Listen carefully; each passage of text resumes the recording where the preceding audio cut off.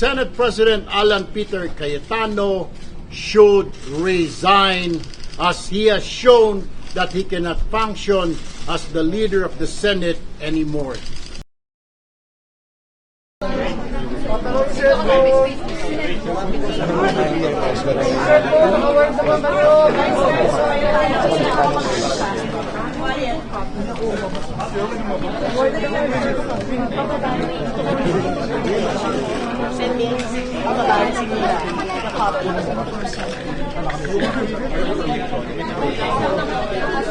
Okay, guys, we have a statement. We want to make a statement. We want to make a statement. This is a joint statement. After which the statement, we can accept a few questions. Cellphone, please.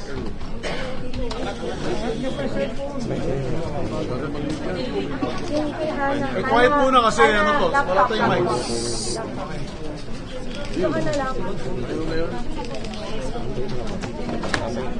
Mas malaki yan.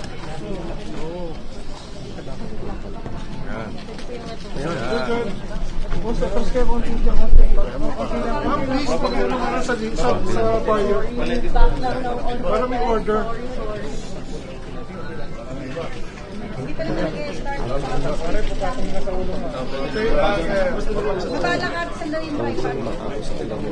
Okay, ladies and gentlemen, what happened today was a clear abandonment of responsibility, a dereliction of duty, and a blatant disregard of the rules that govern this institution.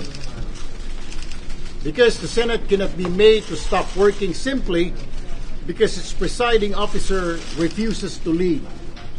Under Rule 14, Section 41, the rules of the Senate President may postpone the holding of the session after consultation with the majority leader and the minority leader. That rule was violated. This is not merely a procedural lapse.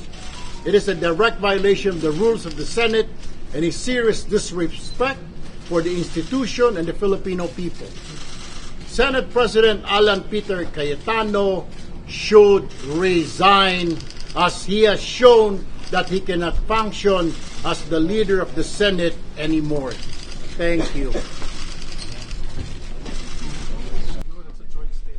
That is our joint statement of the SB 11, the minority. That was our. Sir, nag-attempt po ba kayo na kontakin si SB?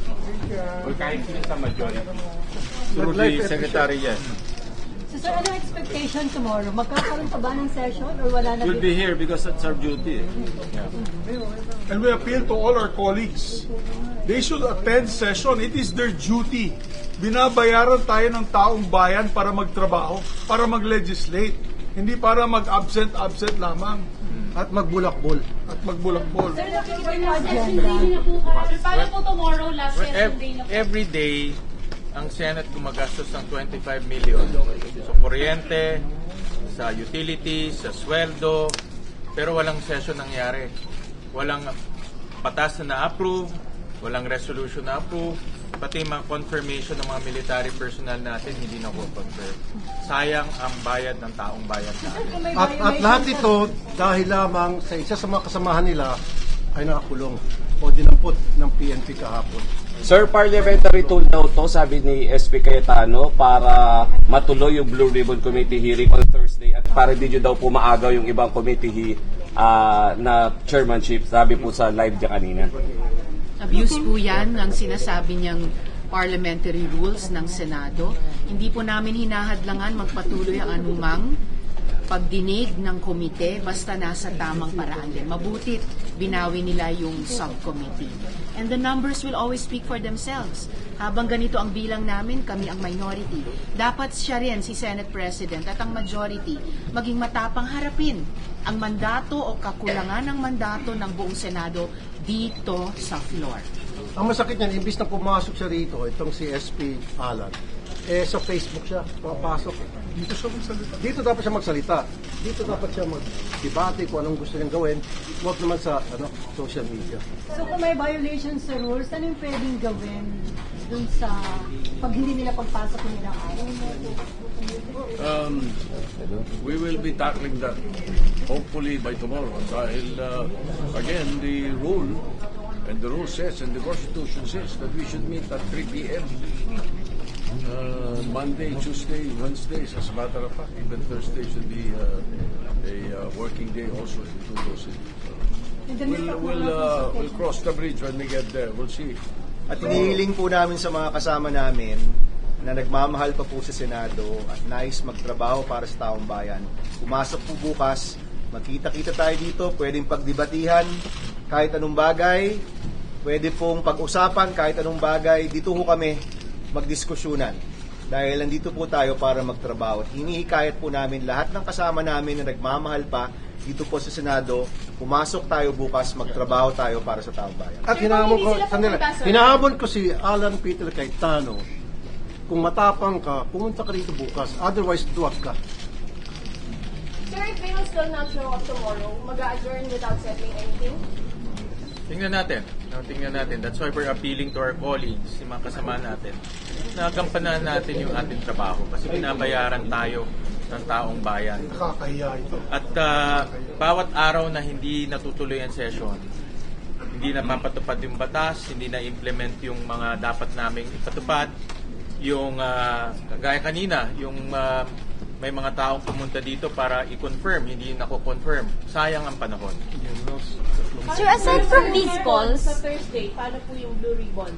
Tuloy, wala naman tayo pinipigil na Hindi po hearings. namin inahadlagan yung Blue Ribbon. Ituloy po nila yung Blue Ribbon. Figment of their imagination lang ang ginagawa nila. Wala naman kaming ginagawang hadlang sa proseso ng Senado.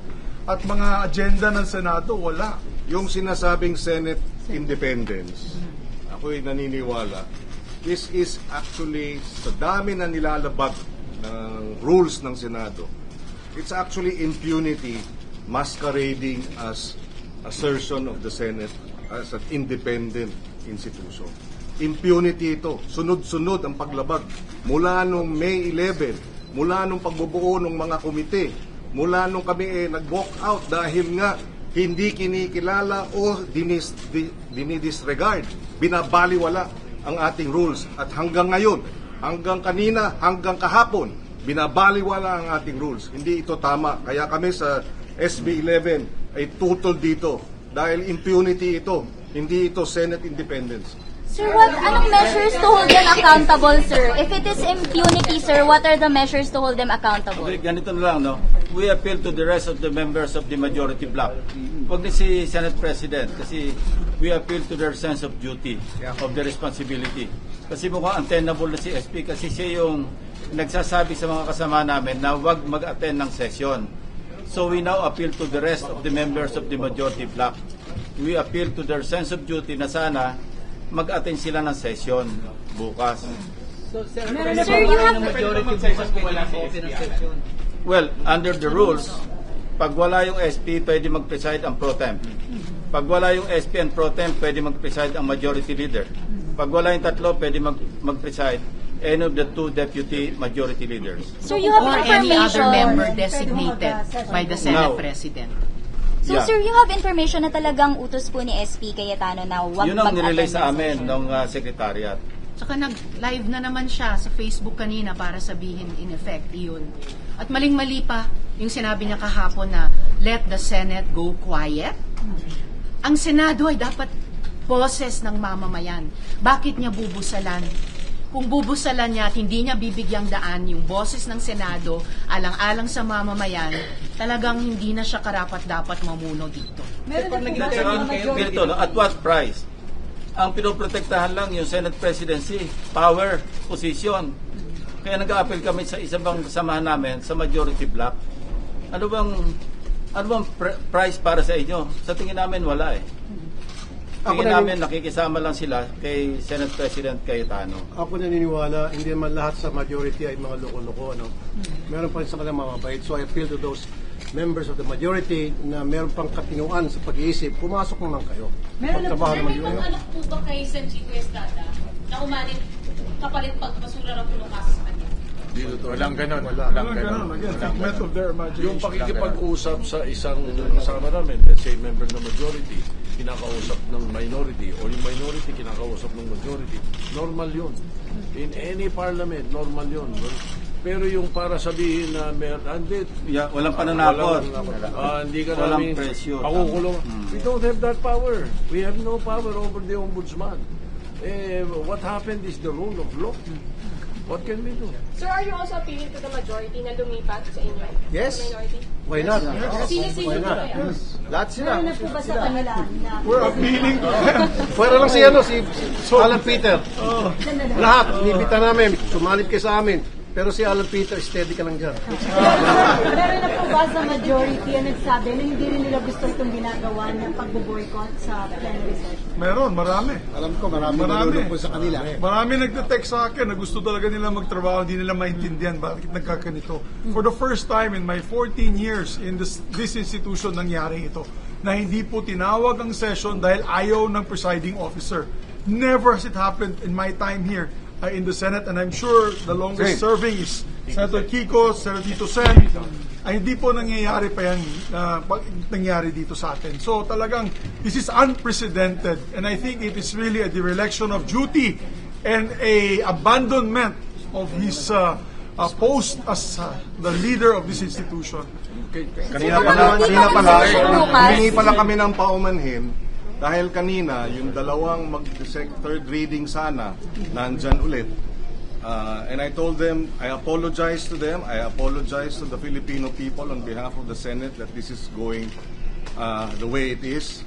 4 dun sa 8 naka-agenda today, dapat 2 agri-bills na makikinabang sana ang ating mga magsasaka at mangingisda at yung citizenship bills. Lahat hindi na-actionan dahil dito sa abandonment of responsibility. Pati yung bill health ni Senator Risa. Magna Carta of Barangay Health Workers at saka Anti-Hospital Detention Bill. Nasa amendments na. Hindi nila bigyang daan ang sesyon para makumpleto yan para sa ating mga kababayan. Sabihin na lang natin tulong kay Ma'am Risa. Sa lahat ng nasa ospital na yon, na mga mahihirap natin mamamayan, na hino-hostage ng ospital dahil di makabayad, kasalanan ni Alan Cayetano yan dahil ipapasa na sana namin ang batas na yan na ipagbabawal yung paggagawa ng ganyan, na i-hostage yung pasyente. Thank you. Hindi natin na ipasa. Thank you. Oh, thumbs down, thumbs down, thumbs down. Oh, meron din. Resign. Resign.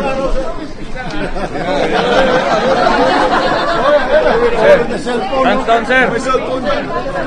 Hands down. Sino pwede mag-preside? Sino lang po pwede mag-preside? Walang i-deputize. Walang Deputize sila. May violation. Huwag sila.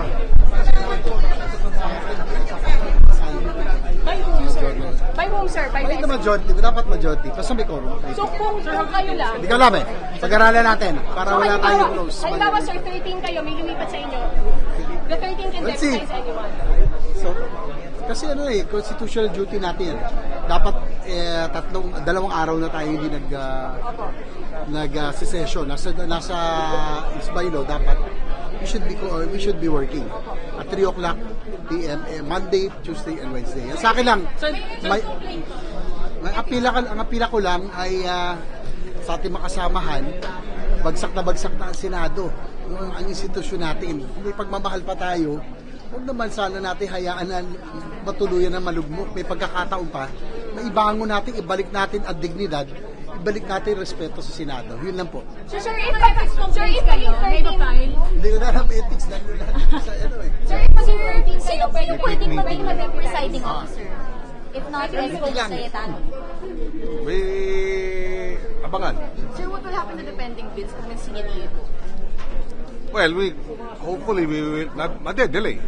No, made-delay. Ang problema yung sa CA, yung mga generals na dapat sana ay going through the commission process, magre-retire sila na hindi na po promote. So Is this something na dapat iakyat or iakyat mo sa Supreme?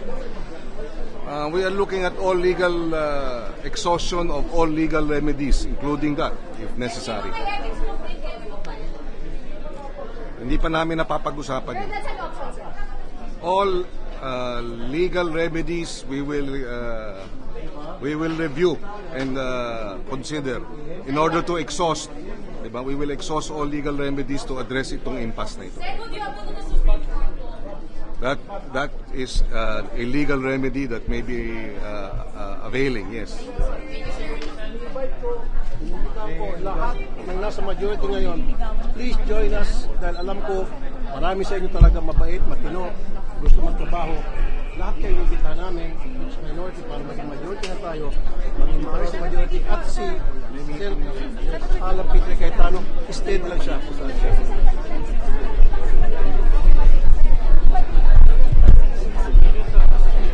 Sila sumusunod namin sa utos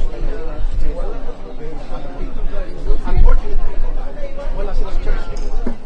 Sir, so standing for ano ba yun, independence ng Senate, yung pagsunod ng nila kay SP Cayetano? Hindi nga kasi nag-umpisa niyan, di ba, si Senator Jinggoy kinuha ng PNP. So ngayon, this is a form of boycott itong ginagawa nila. Dahil they want to show independence daw. Anong independence doon? Yung pagbo-boycott, that's not independence. That is their election of duty in every sense of the word. Pero kung sunod-sunudan po sila kay SP Alan, is that independence? Parang ayokong gamitin na brainwash yun ni Alan or something. But anyway, alam ko ilan sa kanila dismayado, alam ko ilan sa kanila hindi happy sa mga desisyon ni Alan. Kaya lang, for whatever reason, para nakukumpel sila sumunod sa kagustuhan niya. Hindi, pero nababasa ko yung kanilang mga kilos. Di ba, ng mga nakaraan, may kita nyo naman, nung habang nagkakagulo rito, meron ilan sa mga member nila, tahimik lang, hindi nagsasalita. Sir, kung papasok si Lauren Lucas, pwede siya mag-resign. Secret. Pero sir, sino ang magpe-preside kung walang majority? Secret. Opo. Pero sir, so malabo naman mag-resign si Senate President Alan Cayetano. So ano pang resign? Mag-resign? Pang office? Pustahan tayo, hindi mag-resign yan. Pero at least we did something na kami nanawagan, we stood up for something that we believe is just proper and right na amunin siya, yayain siya mag-resign. Pero alam ko hindi siya mag-resign. Just the same. May sinabi kayo kahapon na dalawa na taga-majority block na baka sumama sa inyo. Nasaan na po yun? Hindi ko alam, baka nandyan lang. So possible, sir?